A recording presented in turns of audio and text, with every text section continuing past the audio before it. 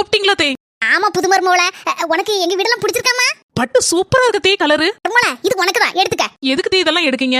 எனக்கு வேண்டாம் தே. மருமோள நான் எடுக்கல, என் மோவா பாசத்தோட அன்னைக்கு எடுத்து கொடுக்கணும்னு சொல்லி எடுத்து வச்சிருந்தா, கொடுத்துட்டு போவதுக்கு மறந்துட்டா பாத்துக்க. நான் மருமோள உனக்கு தான். கல்யாணத்துக்கு முன்னாடி எல்லாரும் சொல்லி விட்டாங்க நாத்தனார்னாலே பொல்லத்தவா பேய் பூத மாதிரி இருப்பா அப்படின்னு. ஆனா ஏன் நாத்தனார் எவ்வளவு நல்லவளா இருக்கா. ஏடி என் அக்கா, சொல்லுமா அக்கா. உங்க அண்ணி நல்ல குணமா இருக்காட்டி, லேச மஞ்சள் கலர்ல நல்ல ப்ளூ கலர் பார்டர் போட்டு ஒரு பட்டு உனக்கு எடுத்து வச்சிருக்கா பாத்துக்கா.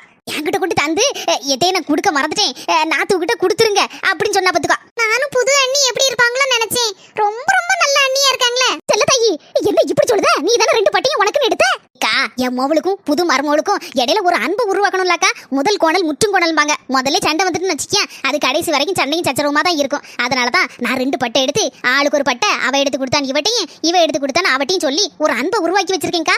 செல்ல தாயி, நீதான் உண்மையிலே ஒரு நல்ல மாமியார்.